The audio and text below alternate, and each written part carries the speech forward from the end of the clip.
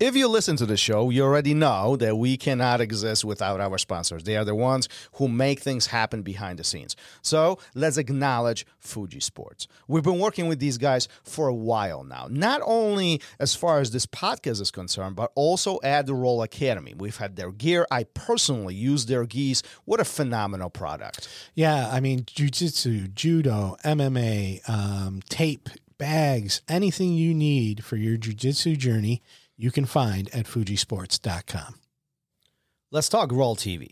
There's so much content on there. It's ridiculous at this point. But I think what is even more intriguing, as time went on during the project, we've been recording most of the events that were taking place here at RŌL Academy. At this point, I mean, we have guys like Chris Howder, Armin Fati, Rafael Lovato Sr., and Pete the Greek. I mean, there are so many different events that we've kind of recorded it. Don't you think that's amazing? I mean, points of reflection and kind of going back for all the students to see what really happened and refresh their memory. Yeah, I think it's great, you know, being able to go back and look at all these high-level practitioners, Octavio Cudo, like one of the names you didn't mention. And I mean, just these guys that have been doing this for so long come in, teach these amazing seminars and workshops, and it's all recorded and there for you to watch. Yeah, absolutely. So if you want to get additional savings on all this, type in code RŌL Radio at the coupon and get additional 30% off of your membership.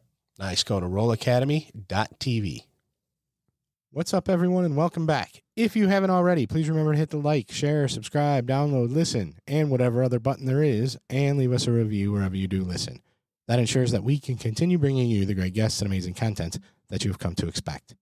Today's guest had 10 submission wins in pro-MMA fights before he ever started training BJJ.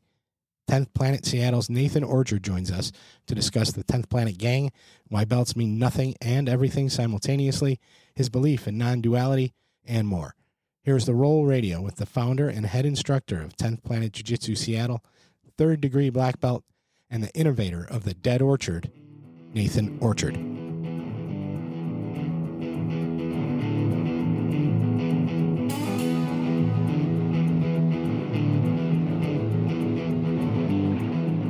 Welcome to RŌL Radio.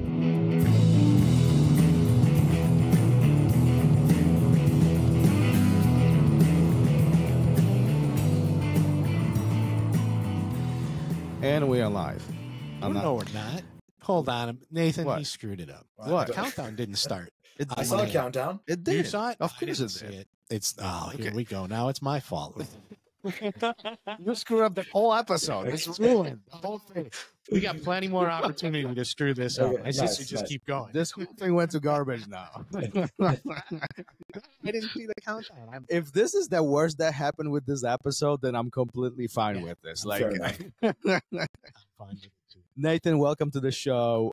That was a little struggle getting online, wasn't it? Oh, I was, but thank you for having me, guys. Again, I'm not the most technologically savvy guy. I'm a martial artist, you know, just trying to figure out these gosh dang computers. Well, I don't know. I would say that you might be an expert by now. So I'm learning. I'm learning. I'll say that. Yeah. how are things going for you? How is life? How is jiu-jitsu life? You've been around the block for a substantial amount of time. Some might even consider you, you know, the new generation of pioneers of what is happening, especially with no-gi 10th Planet jiu-jitsu system. How it's been going so far? Life is crazy. Life is beautiful. The journey's been amazing. You know, I've been a black belt for 10 and a half years now. Something like that. And yeah, I mean, you know, on the personal side of life, I got another little girl on the way. She's going to be born in October. Congratulations. Thank you. So that's huge. You know, life is very expansive right now. It's wild. But yeah, I mean, you know, just been grinding away, still getting totally lost in jiu-jitsu. Like, it's crazy. Like, I'm at the gym last night and all of a sudden I realize it's super late. I got to get home, but I just want to keep drilling and trying things on the mats and learning things, man. I'm as into it as I've ever been, which is just super fun, you know? Well, let me ask you that right off the bat. What is so addicting to jiu-jitsu? I mean, many would consider this. Listen, you've been in black belt for 10 years, on the mat for 2 decades. Yeah. You know, many would say, like, first of all, you might be out of your mind, but two, like, oh, I'm definitely out of my mind, but yeah. But many would say, like, there is a point at some point you plateau. This is not as exciting. Like, it becomes a routine, a job, whatever you want to call it. Like, you know, there are other priorities, and you're talking about the opposite. Like, I'm the most excited I've ever been. Like, this is just I'm in it. I'm starving for information. You know, I think the addicting part comes from that feeling of executing the technique properly. You know what I mean? Like, it's like one thing I'm really into right now is throwing knives. Okay. I love throwing knives. Super fun, super interesting art and everything that goes into it. But the feeling when you throw a knife and thunk, it sticks. You know, it's addicting. You want to keep doing it. I don't know if it's a hit of dopamine or what it is. Yeah. But I just am that way still with, I'm really into judo right now and just hitting a nice technique. It all just feels so good to me. I can't really describe it other than it's deeply satisfying, you know, to chain things together and feel the movements work. I gotta ask you, you don't throw knives during classes, do you? No, but I would love to teach people how to throw knives. That is the next. Sorry, I had to ask. That was a point of curiosity. Hey, yo, if you can't do a little jiu-jitsu, like, yeah, sure, we'll take a plastic knife and mess around and see like what happens. Man, that's some real stuff there. You got my curiosity now. Yeah. Watch the videos. Watch his videos. Yeah, that's right. Yeah, I'm only just getting started with that too, man. Yeah, but at the same time, I mean, 2 decades on the mat.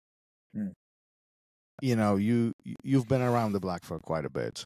You know, and there is still this hunger to continue learning.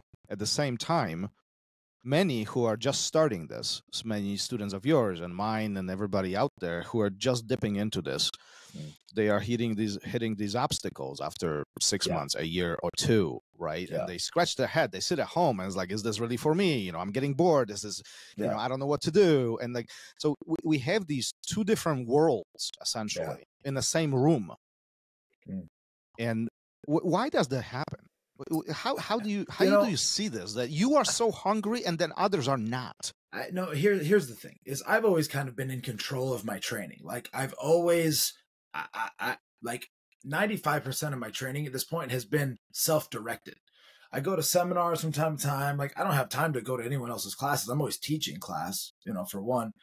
And so no one's ever really been in control of my training except for me. So one thing I've always been able to do is if I feel myself starting to get bored or like things are feeling monotonous, I go back to like, no. What do you like to drill and practice and do?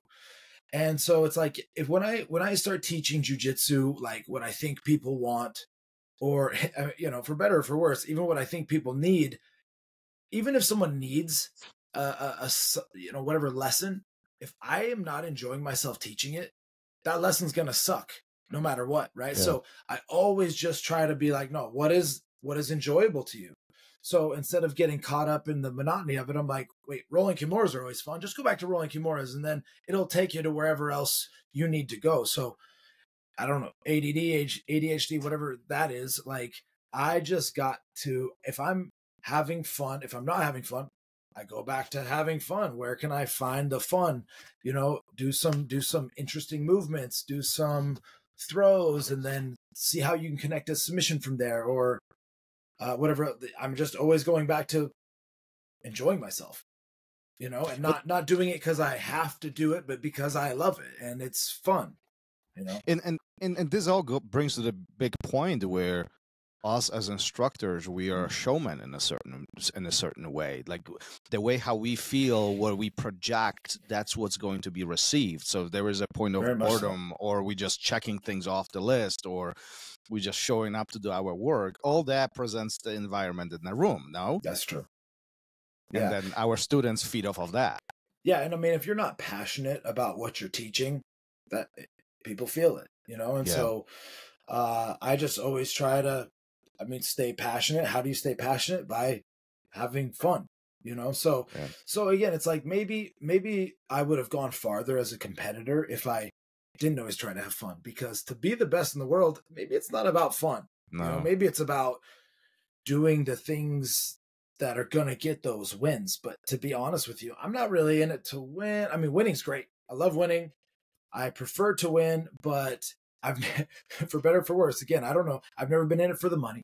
I've never been in it for the winning. I've been in it because I love martial arts. And so, I don't know, that's just kind of what, whether I was competing or not, like I'm going to be doing martial arts till the day I die. So, you know, whatever. If it's not about the winning, then let's just have some fun. Was there a point in your career where you had to make a clear choice of I'm going to focus on teaching versus competing or being a professional, or that kind of bled in a gray area where it just unfolded by itself? Yeah. So I actually had 21 MMA fights before I really started training in jiu-jitsu. Okay. Right. Yeah. And so and of my 21 fights, I had 10 submission wins. Okay. And at that time, I've never been to a jiu-jitsu class. This was me watching UFC. This is me, you know, like, dude, my first MMA fight was in 2004. It was 20 years ago. YouTube wasn't even out yet, you know? Mm-hmm. And so, so I started teaching before I was even ranked in jiu-jitsu. You know, I was just like some guy in my small town that knew more submissions than anyone.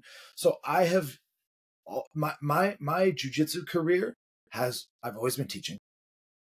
As a white belt and a blue belt and a purple, I have taught all the way through. I started teaching in 2010. Yeah, I started teaching jiu-jitsu in 2010. You know what I mean? Like, part of my journey was teaching. So I've never been able to break those two things, the teaching and the focusing on competition. They've always gone hand in hand. I've always been teaching. I've always run a school. You know, I've never had a chance to be super selfish with my training.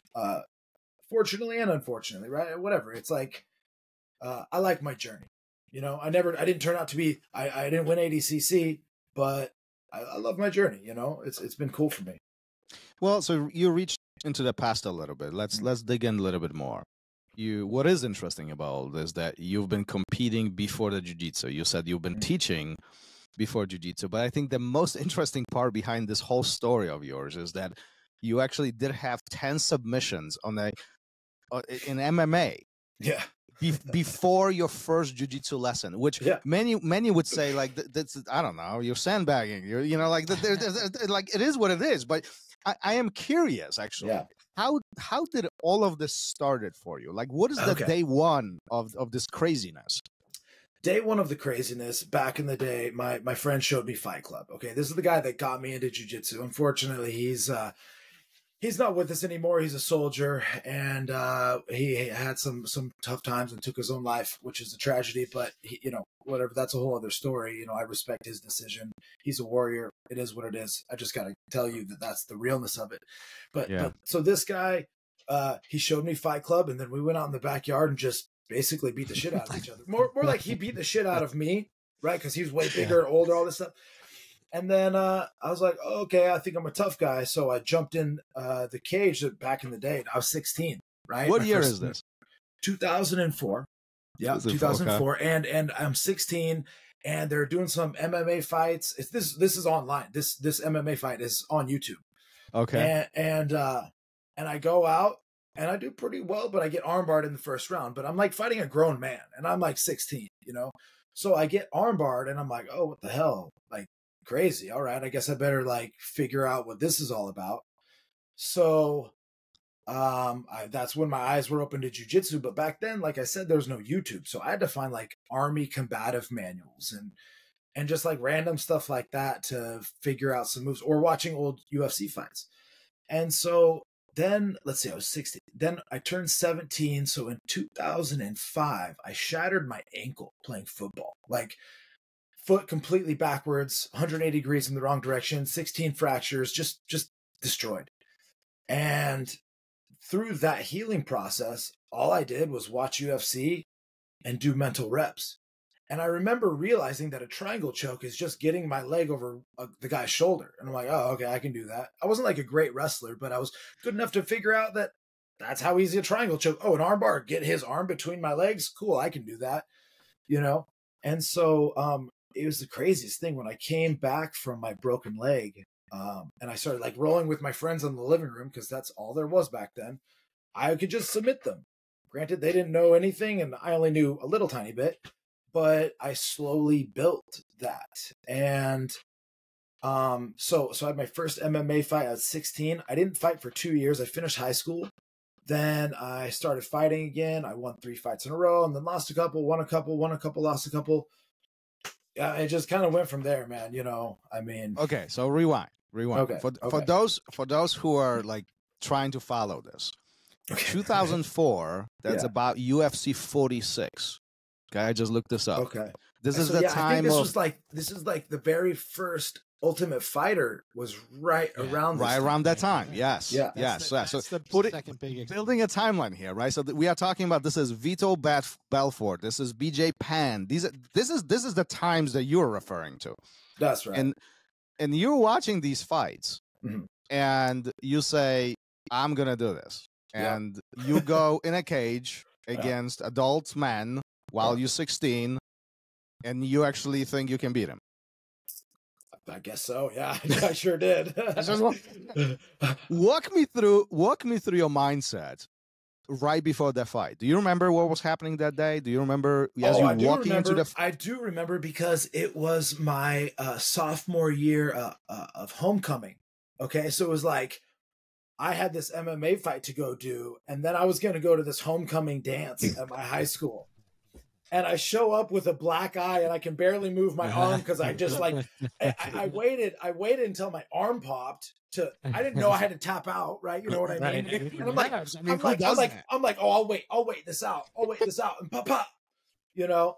And so I'm just like destroyed. I go to the high school dance and I thought I was going to show up as a cool guy, but I showed up feeling like a loser because I just lost. But I guess everyone still thought it was cool. Look, if I'm being real with you, you know, when it comes to all this stuff, it started at a place of like so much insecurity, so much fear. I wanted to be tough. I wanted to be cool. I wanted to feel safe, right? Like that's why I'm such like a warrior at my depths, is because like I didn't really, my dad wasn't around growing up, you know what I mean? And so I got my mom and my sisters, and like I always wanted to make them feel safe. So I was like, okay, I got to learn how to fight. I got to learn how to be tough. I got to learn how to be a badass. And so I thought, okay, MMA, wrestling, jiu-jitsu, punching people, striking, all this stuff. You know, I got to do that. And this is all me looking back. Now I realize this, that like, I just wanted to feel safe. But then the thing that was like my trauma, you could call it, was kind of like my life activator, right? Like, it brought me into the life that I have now, which is like so incredible and blessed. And I don't have those issues anymore, you know? And so it's like the thing that sucked as a kid turned out to be the thing that made me who I am today. So it's cool. You know what I mean? And now I don't feel the need to, first of all, I feel safe. I don't feel the need to prove myself to anybody. Like all those things went away, you know, but that wouldn't have happened without those like what you could perceive as negative things, you know. Would you consider this as things happen for a reason, or we have our own path that's already designed for us, or like how would you explain this? Because from one side, I mean, clearly there were some struggles in your teenage early years, right? And then there's this subset of events takes place, which puts you on a trajectory of your entire life, right? Like, have you ever thought about this? If this one fight, this number one event that you went to, that first MMA fight, right? That armbar, if that didn't happen or happened differently, would you be here doing what you're doing right now? I mean, I guess not, you know, because, well, I don't know. It's like, how far do you want to go back? Like maybe if my dad was around more, I would have felt safe and not needed to do it. Right. Maybe if I had won my fight, I would have felt all the gratification I wanted and I would have been done there. You know, really, I think one of the biggest motivators in my life was breaking my leg, because, you know, going into it was 2 days before my senior year of high school started. And so I was going into my senior year. I was going to be a star in football and wrestling. Like I was going into like a huge year. And I didn't get to do that. And so I never got that like competitive fire. I don't think it would have gone away anyway, but like I ended my senior year starving for competition. You know, I didn't get to play football. I didn't get to wrestle. I didn't get to go to state. I thought I was going to be a state champion possibly, you know? And so breaking my leg to me is one of the biggest, you know, like things that got me going, because not being able to walk for 6 months, I realized like how precious movement is. And I never wasted it after that. Like once I healed up from my broken leg, I've never wasted the ability to use my body, you know? So, you know, that was definitely huge. Was there any period of downtime or depression where you were like, you know, screw it all? Or was it automatically, I'm gonna beat this, I'm gonna overcome this. I don't, you know, it sucks that I'm not going to state, but I'm gonna overcome it. I mean, there was deep depression my senior year. Yeah. Like it was rough. Like just watching my friends play football, like watching my friends wrestle and all this stuff. It was super dark. I got out of it, and I don't know. I guess I didn't really think much about it. It was just like, cool, you're healthy. Let's do stuff, you know, like let's do stuff. And and then it comes like, I guess I'm a warrior in my core I don't even know why I am the way I am, but you know, I mean, I love the Ninja Turtles since I saw them as a kid, you know? So it's like, I just wanted to do Ninja Turtle stuff, you know? But many students or many people out there would give up.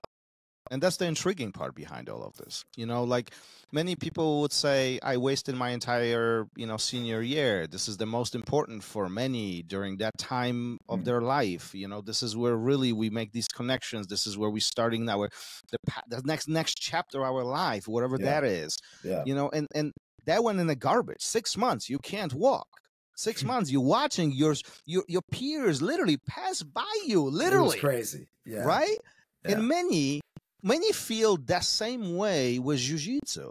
Many feel the same way with, listen, I started with this guy, but he's getting better. I started with that. Oh, this guy started 6 months behind me. He started 2 years behind me. Now he's tapping me out. I mean, we find these lessons everywhere, all around life. Yeah. I mean, comparison is the thief of joy. Oh, I know. Right. And this is like a pure definition of jiu-jitsu too. Yes. Like we got to let go of that. And many struggle with this. Yeah. How in the world did you figure this out? I don't know. I mean, I just wasn't. Here's one thing that comes to mind, that I just didn't want my high school years to be the highlight of my life. You know, I said, no, the best is yet to come. You know, okay, fine. I missed out on this opportunity, but I just didn't want to be one of those guys.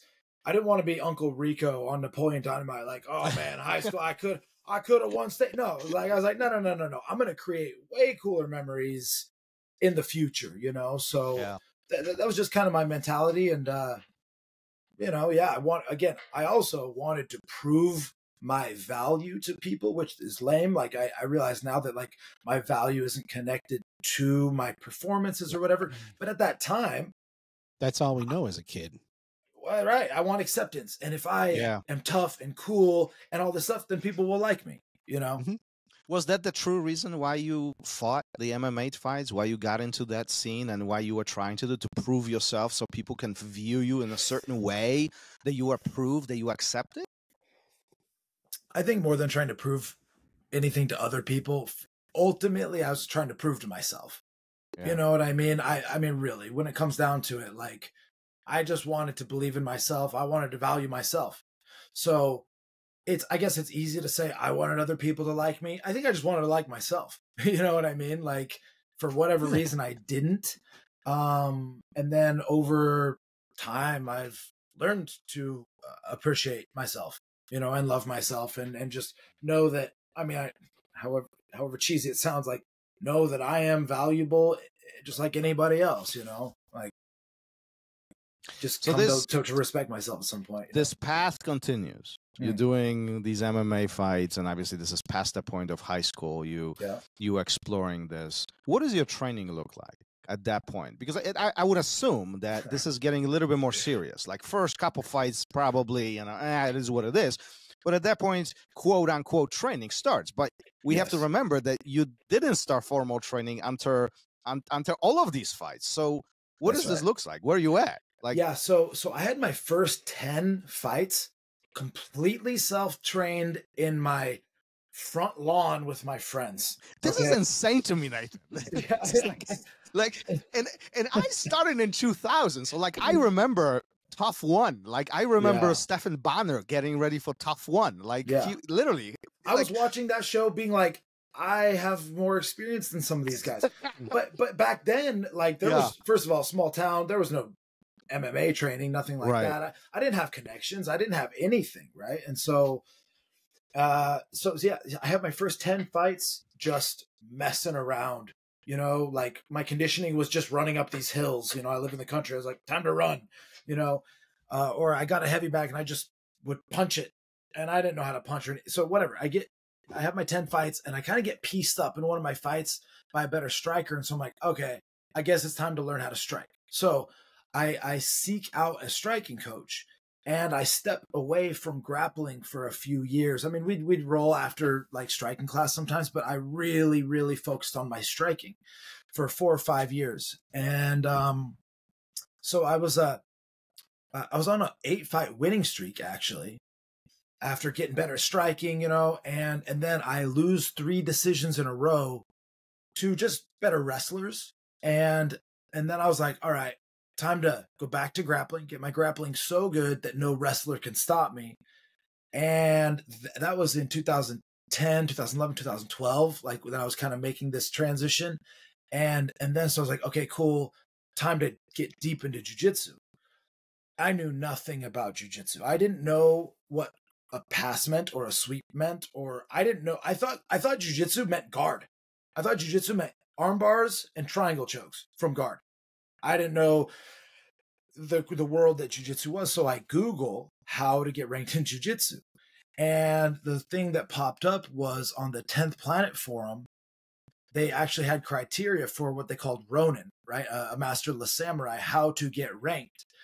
And so I click on it. I'm like, oh, cool. These guys. Oh, Eddie Bravo. I knew Eddie Bravo from like old school UFC, Eddie Bravo scoring, right? He kind of was like a commentator on the side. They'd ask him. I always agreed with him. And then kind of at the same time, I wanted to learn how to do gogo platas. So this weird connection was like, oh, Nick Diaz, Takanori Gomi, gogo plata. Type in gogo platas. Type in how to get ranked in jiu-jitsu. Oh, gogo platas, rubber guard, Eddie Bravo. It all kind of like connected, and I was like, oh, sweet, 10th Planet seems like kind of the thing.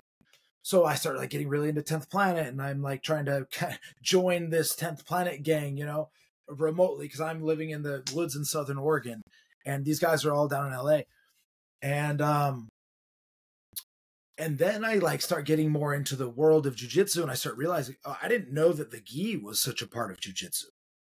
And so then I realized, oh, 10th Planet, we're kind of like pariahs in jiu-jitsu, like kind of the outcast, especially back then, right? A little less now. Yeah. Oh, yeah. Right, big time. And so I was like, oh, whoa, okay. And then I think I'm kind of countercultural anyway. So I was like, cool, I'm like part of the antisocial club. You know what I mean? Like I'm a social antisocialite or whatever. Yeah.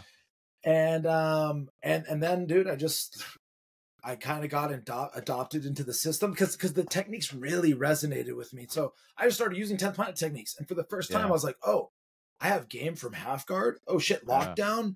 Oh, rubber guard, like truck, it all, because I was a leg rider in high school. Like I was a wrestler, you know, leg rider, and that's what the truck is, you know? Yeah. So it all just kind of came together. Before we get to that chapter of 10th Planet and how it all started, sure. Let me ask you this. So you watch UFC for all these years. Yeah. How you not know what jiu-jitsu is? And I don't mean to be sarcastic or disrespectful here. Sure. But UFC was born on jiu-jitsu.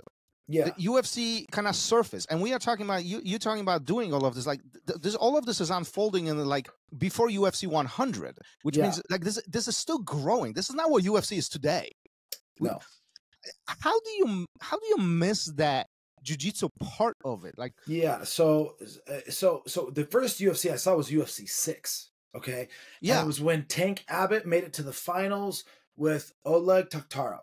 Yes. And so I missed the whole Hoist Gracie thing. I wasn't aware of that because that was earlier. UFC was 1, 2, 3, 4, whatever. Right. Yeah. So then I just see, oh, these guys are like grappling and submissions, right? So I thought like submissions were one thing.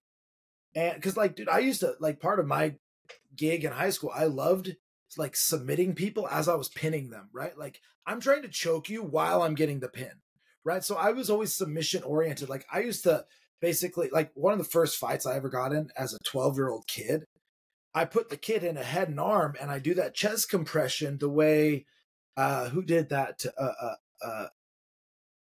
Gosh dang it. Who's the CSW guy? Josh Barnett. Josh Barnett, yes. Did to Dean Lister. I did that in my first like little schoolyard street fight. Like I crushed this kid's chest, right? I was like submission oriented. So I just didn't put it together. I thought submissions, I knew of submissions, but I didn't know about the intricacies of passes and sweeps and half guards and all. I was just ignorant. I just didn't know. So let's fast forward. Sure. You meeting Eddie for first time. Yeah. How is that? What's going through your mind? Okay. Because from one side, he's somewhat somebody you look up to, right? You have all these connections. You're looking up an idol, these things. A YouTube star. Right. Yeah, You meeting him for first time. What happened? Okay, so actually, I got to go back just a little bit to get my 10th Planet Blue Belt. What the criteria was back then was to win. Post myself like on the forum, the old school forum back then. Post myself winning. I think it was 15 matches. Either wearing 10th Planet clothes, throwing up the 10th Planet gang sign, or like using 10th Planet techniques. Really? I didn't know that. Yeah. Was that it? That was it. So I was like, okay, cool. I'm going to do that because I'm living in the middle of nowhere. I started going to jiu-jitsu tournaments. Like the first jiu-jitsu tournament, I drove 4 hours by myself. I asked a random person in the crowd to just film my match, and so I start racking up these submissions, trying to submit these submissions for to get my blue belt. So in the process, I beat a really good 10th Planet purple belt, who's a good friend now, Mike DeWitt. He runs 10th Planet Springfield in Eugene, Oregon area. But I get him with what is now the Dead Orchard. Okay. And so I post that online. Everyone's like, dude, who's this like white belt kid using this high level rubber guard on a super good 10th Planet dude? Eddie kind of took notice and kind of like, I don't know, went and reviewed my other matches. And he makes a video on the forum. He's like, yo, Nathan Orchard, change that white belt status. Here's your blue belt. I got my blue belt online from Eddie Bravo. Right. And like right then and there, I was satisfied with my life. I was like, I did it. I got my blue belt from Eddie Bravo. Boom, done. And it's online too. So and online, I was the first person to get ranked online. And so in the video, he says, "Yo, come down to HQ, and we'll train." So 2 weeks later, I go down. But see, that video of me getting that Dead Orchard, I'm all bearded and hairy like this. So I shave, I clean up, I go down to LA. Eddie doesn't recognize me at all. Okay, so he doesn't even know it's me. Okay, so I go in and I'm kind of like, if I'm being honest with you, I go down. I'm like, I didn't know how good I was at jiu-jitsu. I swear to you, I go down to HQ and I'm kind of wrecking fools. Like I'm kind of like Eddie puts me through the ringer. He gives me over the 2 week period I was there. He gives me 7 test matches. Okay, where the whole school would sit around the room and watch, and we're gauging basically how good I am, right? And so of my 7 matches, I submit 5 of them and I have 2 draws. And one of my draws, funny enough, was Gio Martinez, right? Mm-hmm. Who's the man, right? So we go way back, that's crazy. In fact, we actually both got our black belts the same day back in 2014, but 14, yeah. So I mean, Eddie didn't even know who I was. Like it was the craziest thing. So I go to HQ. The first person I roll with is Junie Browning. Do you guys remember him? Oh, we know Junie. We had him on the show. Yeah, we know Junie. Okay, cool guy, right? So I show up and I kind of whoop him up a little bit, and then I roll with a couple other dudes and I kind of whoop him up a little bit. But Eddie wasn't there that night. That was a Monday night. So the next morning, Eddie's there, and I see Junie walk up to Eddie and kind of whisper in his ear and like point at me. And Eddie goes, Sir, what's your name, sir? I'm like, oh, Eddie, I'm actually Nathan Orchard. You gave me my blue belt. He goes, oh, shit, Nathan Orchard, okay. Blah. And that's when we start going through the process of these test matches. So 2 weeks previous, he had given me my blue belt. I go down, stay for 2 weeks. At the end of that 2 weeks, I get my purple belt. So I was a purple belt. I was a blue belt for 4 weeks. Okay. From purple belt, to brown belt was 14 months. Okay. I was a purple belt for 14 months. At brown belt, I compete every month for 10 months. I go undefeated, except for the one DQ I had for reaping the guy, I guess, or whatever. But, and then I win Gracie Nationals at brown belt and in the finals with a twister. Right. And so that next week, Eddie gave me my black belt. So this is crazy. And it's a false read almost, but from the day I got my blue belt to the day I got my black belt, almost exactly to the day, 2 years. Okay. But that seems really fast, but that was 21 MMA fights and high school wrestling and what, you know what I mean? But that's kind of the blue belt to black belt timeline there. Does that seem fast to you? Oh, for sure. I mean, but I mean, I was beating people. I don't know what I mean. Well, let me rephrase the question. Does Sure. that seem fast to you in relation to what is happening today? Well, let me just say this. I don't think that I got my black belt in 2 years. What I think is because I was 25 when I got my black belt. It took me 25 years to get my black belt. Yeah, is how I see it. With however 100 wrestling matches and 21 MMA fights and whatever experience. So it seems fast. You're coming in with way more experience than the average dude off the street, right? Well, and especially because when I started doing jiu-jitsu, I was used to people punching me in the face. Uh-huh. So all of a sudden, no one's punching me in the face. I'm like, oh, this is easy. Like, Things this is not easier. even scary. This is fun. You know, like it was fun. MMA was hard and scary. Jiu-jitsu was fun and cool, you know? So maybe a little advantage there for sure. Was there any thoughts of going back to MMA at any point of time to testing completely. your skills in a sense of, you know, now I actually have some skills on the ground? I've thought about it 1,000 times. That was the goal, but it's just that my jiu-jitsu career took off, right? And I have had enough head trauma in my life. Like I realize, like as I get older and stuff, I'm like, my brain doesn't need any more of that. Priorities changed. Yeah, I got kids now, and I mean, I really do want to fight because at the same time, I also don't really see the purpose because I'm not gonna have a career with it, and I do know that I could whoop most people's asses, and so it's kind of like, really, what's the point? You know, it's just not necessary. But talk about the day when you got your black belt with Gio Martinez. Did you know? That's number one. I just had a feeling because I had just what had was such the a feeling? great just that I was probably going to get it because Gio and I had both won Gracie Nationals like 2 days previous, right? And we were kind of like the up and coming. In fact, if you look at the list of 10th Planet black belts, I think I was 16 and Gio was 17.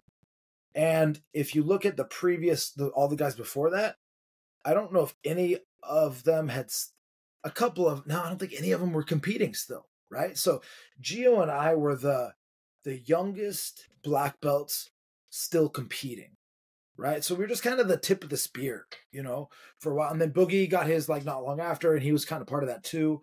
But now Gio and I, we're like the oldest generation of 10th Planet black belts to still be competing, right? So I don't know if I expected it. I mean, I guess I had a feeling. I don't know. It didn't really matter. It all kind of came together like it did, and it makes sense now looking back, especially like after getting my black belt. I feel like I definitely proved it, you know. So you said it didn't matter, but didn't it really? I mean, was it really that feelingless in the sense of no. When I talk about belts, it's a funny thing because they mean everything in the world and they mean absolutely nothing at the same time. Yeah. Right. Because individually, oh my gosh, like the recognition felt good and it felt good to know like I did it sort of. But there's also, you know, I've rolled with black belts. I swear I thought they were blue belts. And then I've rolled with blue belts that I'm like, you're not a black belt. You know what I mean? Like it's just everyone's kind of different, you know? And so you know, if a blue belt gives me a hard roll or gives a black belt a hard roll, are they less a black belt? It's such a subjective kind of gauge. Why is it like that? I feel like, and correct me if I'm wrong on this. Sure. But I feel like jiu-jitsu is one of very few, if not the only martial art where this vague approach to ranking really takes place. Yeah. Like, I don't know of any other art or martial art that would have that fluidity, this agility to ranking. Like, you literally could have a black belt who's 60 or 70 years old. That's right. And his abilities to perform are significantly different than a black belt who's 18. I mean, like, we can compare them. A blue belt who's 18, who wrestled for a few years. Absolutely. Yeah, right? that's so right. Why does that happen? Why do we have this fluid approach to this? I got to disagree. I think it happens in other martial arts as well. The problem is they're non-contact. You know, the 65-year-old guy, the 65-year-old Kung Fu black belt who's doing his forms, they're not going to look as great as the 22-year-old black belt who's doing his forms. And however, when you bring jiu-jitsu into it and you're rolling, I think that just gets expanded or expounded. You know, you see it more clearly in jiu-jitsu than anything else, because the test isn't how you look doing something. The test is how you do it. You know, you're doing it. You're in it. Yeah. So I have to disagree a little bit. Well, definitely a 9-year-old Taekwondo black belt. Like, come on. You know what I mean? So they come in all the time. He just got his black in Taekwondo. That's sorry great. to piss anybody off, but it's kind of a joke, right? You know, I think it's just symbolic. You know, symbolic of mat time, symbolic of the sacrifice you've made.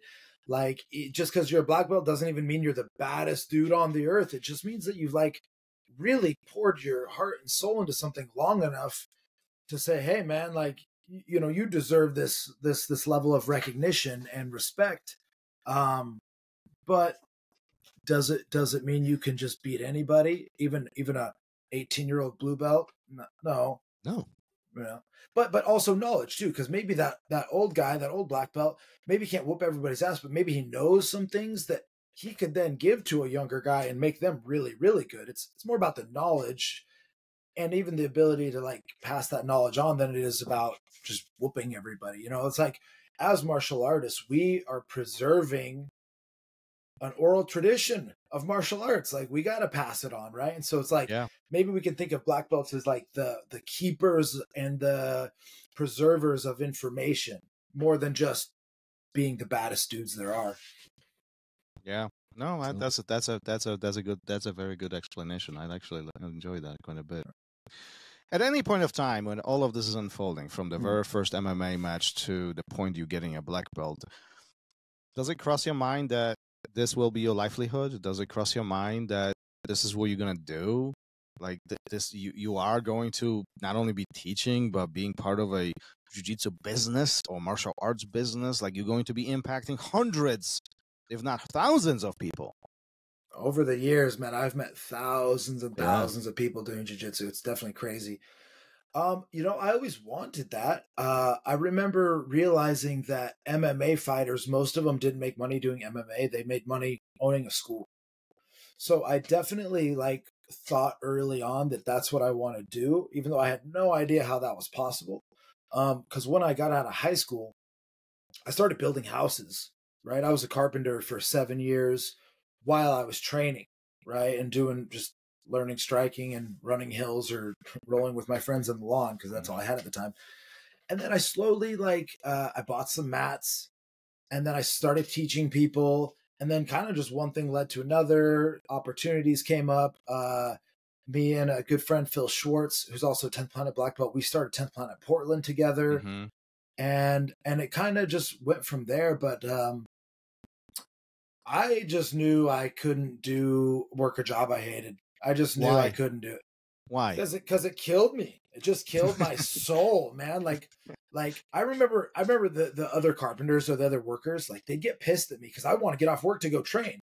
You know, to them it was all about making money, right?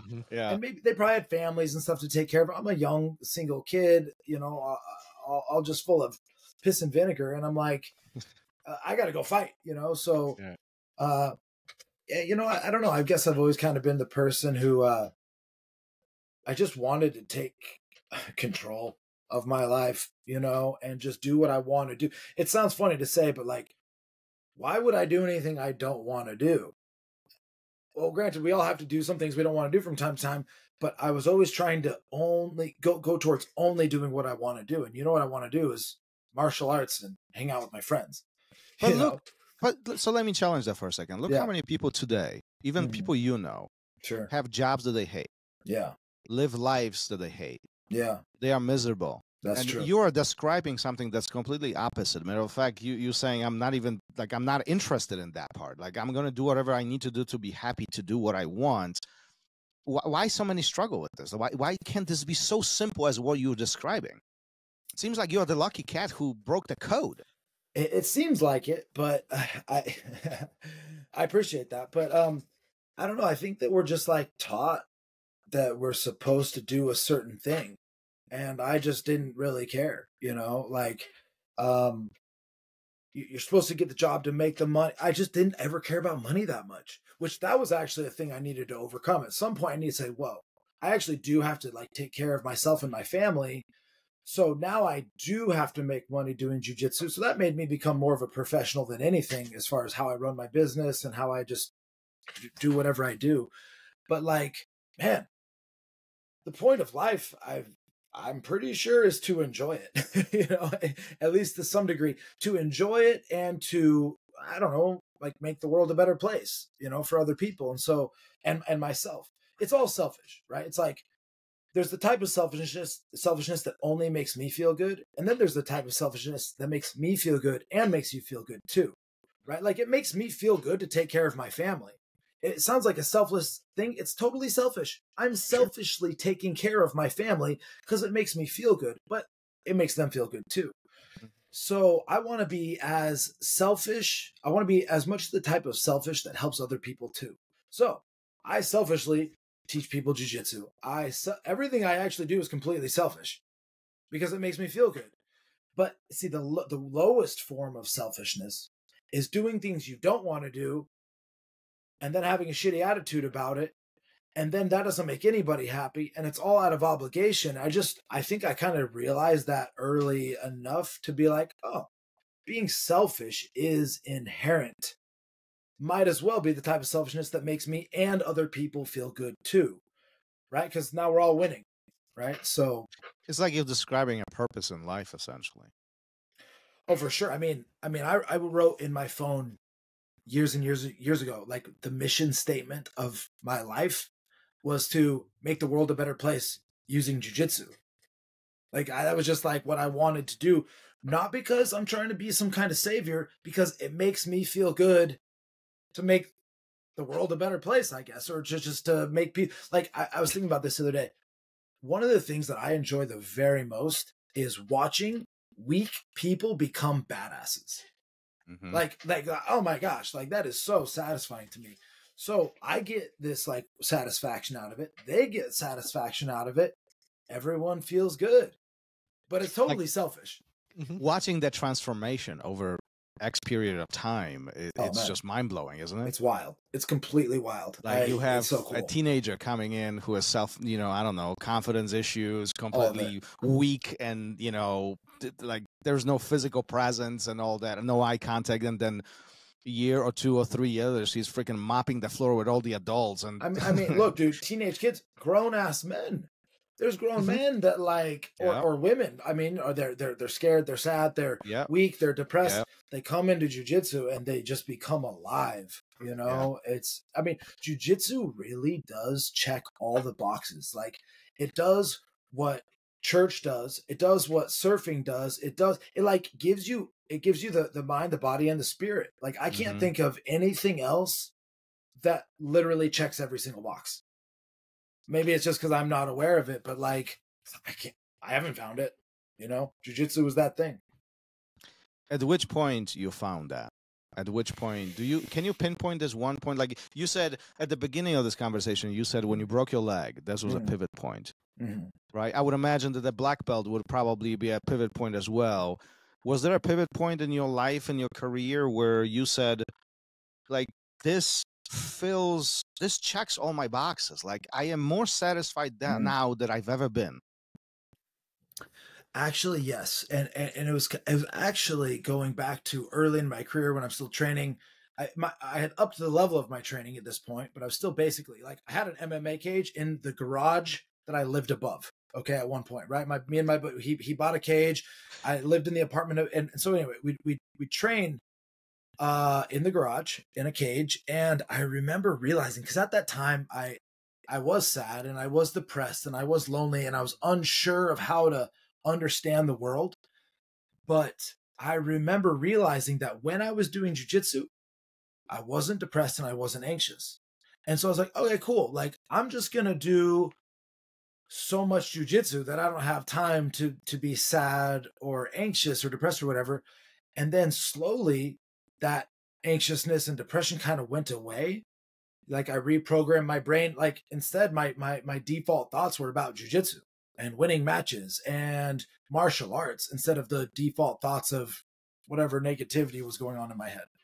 So that I definitely realized then, like, oh, damn, like, this was medicinal. This was like healing, you know? This had to feel good. Oh yeah. That's why I did it. Yeah. because I was in a way using it as maybe a form of escapism, getting away from what I didn't like. But then again, going towards what I like, isn't that the purpose, right? Like, why should we waste our thoughts thinking about what we don't want? Why don't we put our thoughts towards what we want? That right there will change your life. Like, think about how much I still do it. I still sit there and like, oh, I hope this doesn't happen. And blah, blah, blah, blah, blah, all these negative things. I'm like, why? Let's only think about what we want. No, that's why we often say the brain is our only obstacle. This thing right here stops us from doing what we want. But yet it's not so simple. No, it's not so simple. This wiring inside really ruins a lot and allows us to succeed a lot, but how we manage it, that's the hard part, right? The first thing I had to do was realize when I was having negative thoughts. And then, and so either when I was training, I wouldn't have negative thoughts. But then I realized, okay, I need to retrain my brain. First thing I have to do is notice when I'm having a negative thought. Then I need to have a positive go-to thought. So what I did was, anytime I noticed myself having a negative thought, I would instantly jump to getting my hand raised on the mat, right? That was like my happy thought, right? So I'm driving my car and I'm paranoid about getting in a car wreck. Nope, happy thought, hand raised on the mat. I'm surfing and I'm afraid that a shark's going to bite me. Nope, don't think about that negative shit. Hand getting raised on the mat. Like, oh, I'm worried about how I'm going to pay rent this month. You know what? Hand raised on the mat. Like, I just didn't want to spend time thinking about negative things. So I just went to getting my hand raised on the mat, and turned out my hand started getting raised on the mat a lot. You know, simple as that. That's it. It really is. Listen, it seems like all along the way there was this plan of chasing that dream, chasing that acknowledgement of getting better. It's not even about winning. At least as I'm listening to this, I'm processing your story. It's not about winning necessarily, but it's about getting better. How do I, like you said, you got your arm messed up in the first fight. Your first thing is, how the hell do I freaking stop this? I need more of this. Yeah. Like, so it's acknowledging what doesn't work. And then going back to the drawing board and how the hell do I fix this? Yeah. Like that's my number one, right? Sure. So 2 decades later, we're here. Have you accomplished everything? Oh, hell no. I mean, I've, that's the thing about completing a goal is the moment you complete it, you just come up with a new goal, you know? So let me say that I have accomplished more than I thought I ever would. Like, I didn't have the imagination to even come up with, I couldn't have dreamed up Eddie Bravo naming a move after me. Okay. That really stuck. And it's now, the Dead Orchard is actually the #1 most common rubber guard submission, period. Okay. I couldn't have imagined that. I didn't have the imagination to dream that up. Granted, I never made it to ADCC. And honestly, now I don't really care that much because honestly, stylistically, it's just not even my thing. You know what I mean? I'm a submission, like if I had to say I'm a submission only, no time limit kind of guy. Like that's my favorite rule set. Maybe it's not great for spectators, but it's what I am most interested in. So I have done more than I thought I would. I didn't do everything I wanted to do, but now other goals just keep popping up, that are, whether they're martial arts related or not. Like, one of the massive goals for me is just security for my family, right? Another thing is, like, dude, I think I just kind of want to be a superhero, right? I want to have superhero abilities. So I'm over here throwing knives and working all these different weapons that I work because, like, I don't know, I want to be a video game character or something. I don't know what it is. You know what I mean? I just want to have some fun doing some crazy stuff. And so right now the goal is, I don't know, just mastery of myself, mastery of material, being able to build things, like being able to create, being able to express. Like that's the goal now. Like I don't want money so that I can just buy a bunch of shit and have a bunch of material. I mean, don't get me wrong, I love material, but I want to have money so that I can just create more and create more and create and learn and spread the things that I'm passionate about. Like, I am passionate about jiu-jitsu, judo, knife throwing,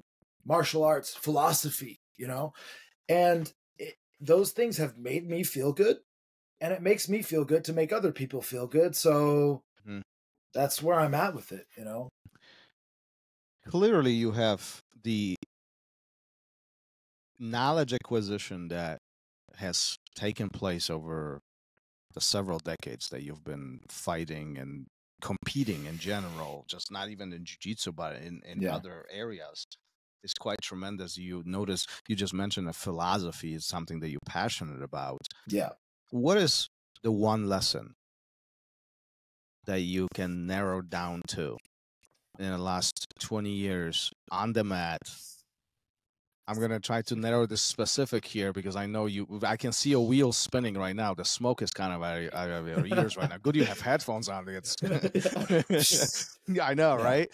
But is there a lesson that it really, really resonates all these years, kind of repeats the common denominator always over and over and over, that, drives you constantly?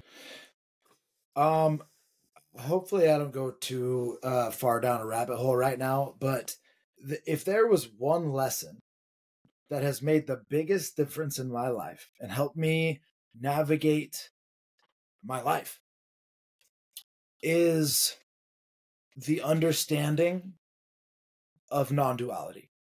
And this is a hard one. People don't like it. People don't like to hear it. People don't want to talk about it. People argue. I don't need to argue about it. I've looked at it long enough. I don't believe I know.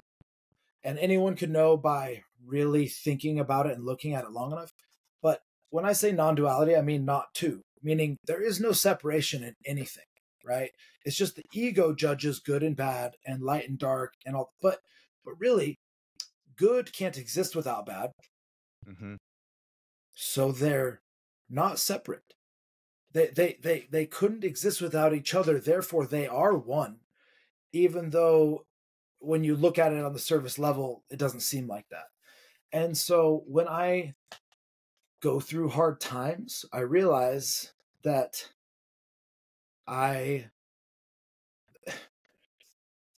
again, when you're everything, when you identify as a limited being, when I identify as this little mind and this little body, Nathan Orchard, and I have my preferences and the things I like and don't like, it's easy to feel a lot of negative emotions because, like, I'm gonna die someday. Oh, that's scary.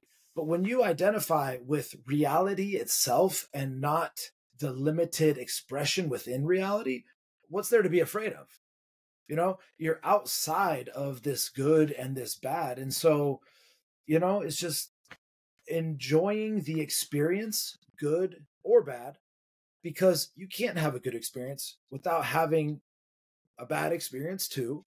And so instead of hating bad experiences, I try to learn to appreciate them and learn from them and see them as a part of the whole instead of just something bad, right? So that's it, man. That's it. It's just realizing, like, everything's all good, always, no matter what. win, lose, health, or sickness, it doesn't matter. Like, I try to keep in mind that I am not Nathan Orchard. I am not this mind in this body. I am the pure subject that is experiencing the objective world of change. And so when you step back and don't identify with the limited and you identify with the unlimited, everything becomes enjoyable, including the dark or scary or bad or whatever else. So it's not very directly connected to martial arts, but at the same time, that's how I work my way through the terrible feeling of losing. You know what I mean? Like, no, this is just part of the experience of, it's what makes winning great. So is it so terrible to lose? Right? I'm sure we've all heard the story of the farmer who found a horse, and everyone's his horse runs away, right? His horse runs away, and everyone says, "Oh, that's so terrible." He goes, "Maybe." The next day, horses come. He brings other horses home. That's so great. Maybe.